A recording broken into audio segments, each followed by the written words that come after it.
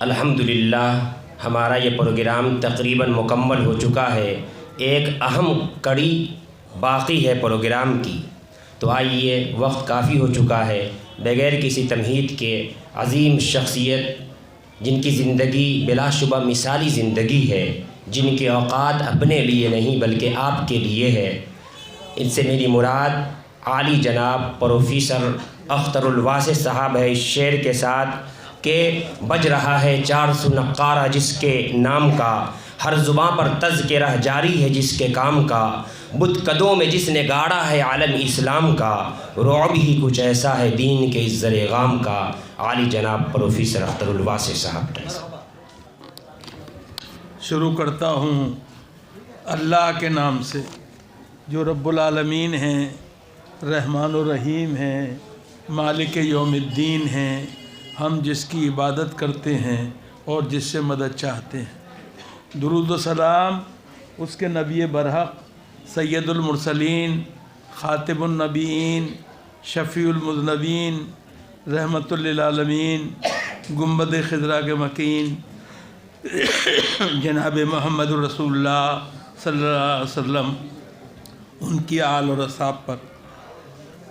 قابل صد احترام جناب شیخ حفیظ اللہ صاحب، حفیظ اللہ شریف صاحب، چیئرمین خدام العلماء ویلفیئر فاؤنڈیشن بنگلور، محترم ڈاکٹر مفتی آصف اقبال قاسمی صاحب، مفتی شکیل احمد رحیمی صاحب، مفتی شاکر احمد قاسمی صاحب، مفتی ممتاز احمد قاسمی صاحب، حافظ الاسلام صاحب، بزرگوں، دوستوں، خواتین و حضرات، السلام علیکم ورحمۃ اللہ وبرکاتہ۔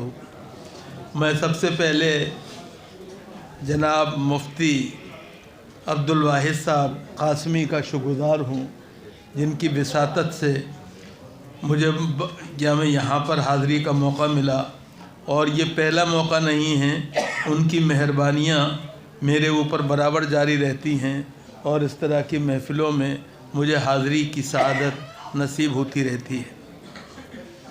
صاحبو، میں سب سے پہلے تو مبارکباد دیتا ہوں ان لوگوں کو جنہوں نے تکمیل افتاء کا کورس پورا کیا، اور اس لیے نہیں کہ یہ روایتی طور پہ نہیں کر رہا ہوں، رسمی طور پہ نہیں کر رہا ہوں، بلکہ ایمانداری سے کر رہا ہوں۔ وجہ یہ ہے کہ یہاں کہا گیا کہ ایک صاحب کے بارے میں تعارف کراتے ہوئے عبد الواحد صاحب نے کہا کہ وہ تجارت میں بہت مہارت رکھتے ہیں۔ مجھے خوشی ہوئی، اس لیے کہ مجھے لگا کہ امام اعظم ابو حنیفہ جو ہیں وہ ان کی نمائندگی کرنے والا بھی موجود ہے ہمارے بیچ میں جی، اس لیے کہ امام اعظم جو تھے ہم سب جانتے ہیں، ان کی جتنی مضبوط نگاہ قرآن اور حدیث پر تھی، اتنی مضبوط پکڑ بازار پہ بھی تھی۔ دوسری بات یہ کہ اگر امام ابو حنیفہ نہیں ہوتے تو امام ابو یوسف نہیں ہوتے، یہ ہمیں خیال رکھنا چاہیے۔ امام ابو یوسف عباسی عہد میں پہلے قاضی القضات ہیں، چیف جسٹس ہیں، جو کہ بنائے گئے، اور حنفی فقہ جو ہے اس کی ترویج اور اشاعت میں ان کا بڑا اہم رول ہے، اسے ہم نہیں ماننا چاہیے۔ مجھے جن لوگوں نے تکمیل افتاء کیا ان سے صرف دو باتیں عرض کرنی ہیں، جو میرا منصب نہیں ہے، لیکن بہرحال وہ مفتی ہیں تو میں مستفتی ہوں، اور مستفتی کے طور پہ میرے رول کو آپ نظر انداز نہیں کر سکتے۔ ایک تو یہ کہ آپ اختلاف کو گوارا کریں، اس لیے کہ امام اعظم ابو حنیفہ اور ان کے جو شاگرد ہیں ان کے اندر خود اختلاف پایا جاتا ہے، بلکہ حنفی فقہ دنیا کی ایک عجیب فقہ ہے جس میں امام ابو حنیفہ کے فتوے کم ہیں، ان کے شاگردوں کے زیادہ ہیں، تو اس بات کو سمجھنا چاہیے۔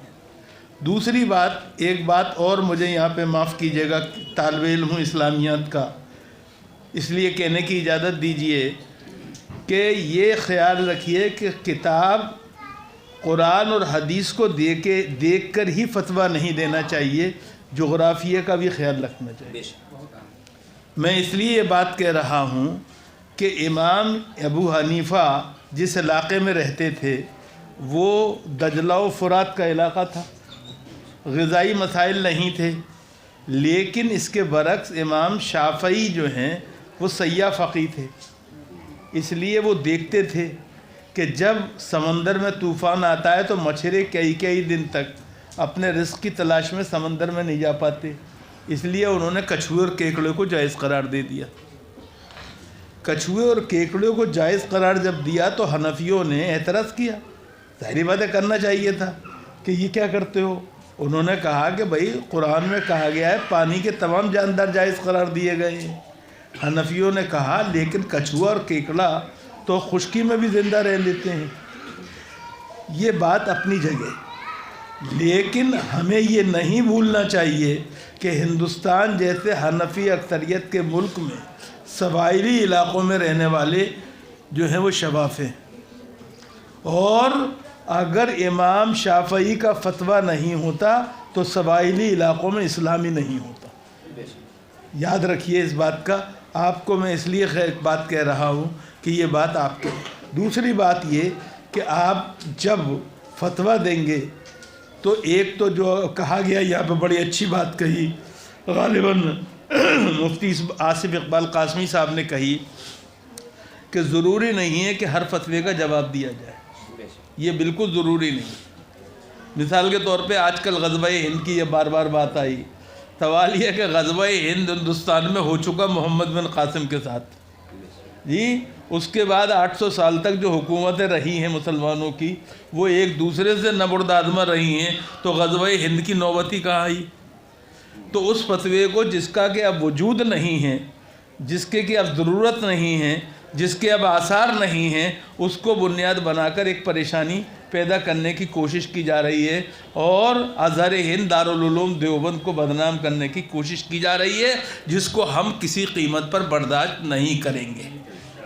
یہ بات واضح کر دینا چاہتے ہیں، چونکہ مسلمان جان دے سکتا ہے، ایمان نہیں دے سکتا ہے، یہ بات پیش نظر۔ دوسری بات جو مجھے آپ سے عرض کرنی ہے وہ یہ کہ فتویٰ دیتے وقت جب آپ فتویٰ دیں گے تو آخر میں دستخط کرنے سے پہلے آپ اپنی کنسیڈرڈ اوپینین جو ہے، حتمی رائے جو ہے، اس کو آپ درج کریں گے فتوے میں، لیکن دستخط کرنے سے پہلے ایک جملہ لکھنا نہیں بھولیں گے آپ، نہ آپ کو بتایا گیا ہوگا، اور وہ کیا ہے کہ واللہ عالم بالصواب، میری حتمی رائے یہی ہے لیکن بہتر کیا ہے یہ اللہ ہی جانتا ہے۔ تو اللہ کے اوپر یہ بھروسہ اور یہ ایقان جو ہے یہ بہت ضروری ہے، اس کا خیال رکھیے۔ یہاں پر بہت سی باتیں کہی گئیں خواتین کے بارے میں، مجھے خوشی ہوئی کہ ہمارے جو مفتی صاحب ہیں یہ بنیادی طور پہ یہاں پہ خواتین کو بھی مدعو کرتے ہیں، اور خواتین کو ہونا چاہیے۔ مسلمانوں کے ادبار کی وجہ یہی ہے کہ انہوں نے اپنی عورتوں کو گھروں کے اندر قید کر دیا ہے اور دین کے دروازے بھی ان پہ بند کر دیے۔ میں آپ سے یہ نہیں کہتا کہ آپ دنیا عورتوں کو وہ سب دے دیجئے جو دنیا دے رہی ہے، لیکن جو اللہ اور رسول نے دیا اس پہ تو پابندی مت لگائیے، یہ بنیادی چیز ہے، یہ اصل بات ہے، اس کا خیال رکھیے۔ یاد رکھیے دنیا میں جو ویمن ایمپاورمنٹ کے جتنے سلسلے ہیں وہ سب نبی کریم علیہ الصلاۃ والسلام کی حیات طیبہ میں ان کے خانوادے میں پائے جاتے تھے۔ حضرت خدیجہ معاشی ایمپاورمنٹ، اکنامک ایمپاورمنٹ کی سب سے بڑی سمبل ہے، مکے کی بڑی تاجر تھیں، ایکسپورٹر امپورٹر تھیں، شام سے یمن اور یمن سے شام جن کا مال آتا اور جاتا تھا۔ معاف کیجیے گا، نبی کریم علیہ الصلاۃ والسلام ان کے پاس پہنچے ہی تھے اس لیے کہ وہ ٹریڈ ریپرزینٹیٹیو ہونا چاہتے تھے، لیکن جب ان کی نیکی، ایمانداری، دیانت، فراست، امانت کے بارے میں حضرت خدیجہ کو پتہ چلا تو انہوں نے اپنے سے 15 سال چھوٹے محمد ابن عبداللہ سے شادی کا رشتہ بھیج دیا، جیسے قبول کر لیا گیا۔ لیکن جو بات میں آپ سے کہنا چاہتا ہوں وہ یہ کہ 40 سال की उम्र को जब मोहम्मद इब्न अब्दुल्ला पहुँचे और पैगंबरी उन्हें मिली, तो आप मुझे एक हदीस और एक आयत नहीं दिखा सकते कुरान की जब खदीजा से कहा गया हो कि अब तक तो सब सही था, लेकिन अब तुम पैगंबर की बीवी हो, इसलिए सारी चीज़ों को वाइंड अप करो और घर में कैद हो जाओ। माफ़ कीजिएगा, जो चीज़ उम्मत की माँ के लिए जायज़ है वो उम्मत की बेटियों के लिए कभी नाजायज़ नहीं हो सकती। जी, दूसरी बात, आप जिस शरीयत के मुफ्ती बने हैं उसमें 1/3 शरीयत आपको एक औरत से मिली, हज़रत आयशा से, उम्मुल मोमिनीन से, और उन मौज़ूआत पे मिली है जिनके ऊपर के हमारे घरों में आज भी माएँ बेटियों से और बहनें बहनों से बात नहीं कर पाती, ऐसे डेलिकेट इश्यूज़। लेकिन अल्लाह के रसूल सल्लल्लाहु अलैहि वसल्लम ने उम्मुल मोमिनीन को ये हुक्म दिया था कि मेरे बाद जब तुम्हारे पास लोग आएंगे और पूछेंगे हमारी खानगी ज़िंदगी, इस दवाजी ज़िंदगी के बारे में, तो तकल्लुफ़ मत करना, उन्हें सही सही बताना। और हज़रत आयशा ने यही किया और इस तरह एजुकेशनल एम्पावरमेंट का वो सबसे बड़ा सिंबल बन गई। जी, दूसरी बात, तीसरी जो हज़रत पॉलिटिकल एम्पावरमेंट का सिंबल है वो उम्मे सलमा है। सुलह हुदैबिया के अंदर जब सहाबा रसूलुल्लाह की बात नहीं मान रहे थे, आमन्ना व सद्दक़ना कहने वाले रसूल के आगे रसूल की चलने नहीं दे रहे थे, वही आ नहीं रही थी। एक ऐसे वक्त में रसूल परेशान थे और जब परेशानी के आलम में उम्मे सलमा के कैम्प में गए तो वहाँ उन्होंने उम्मुल मोमिनीन ने उन्हें देखा और कहा कि क्यों परेशान है? कहा कि ये मेरी बात ही नहीं मान रहे हैं। कहा परेशान क्यों हो रहे हैं? आप पहले हालत एहराम से बाहर आइए, ख़ुद ब खुद बाहर आ जाएंगे।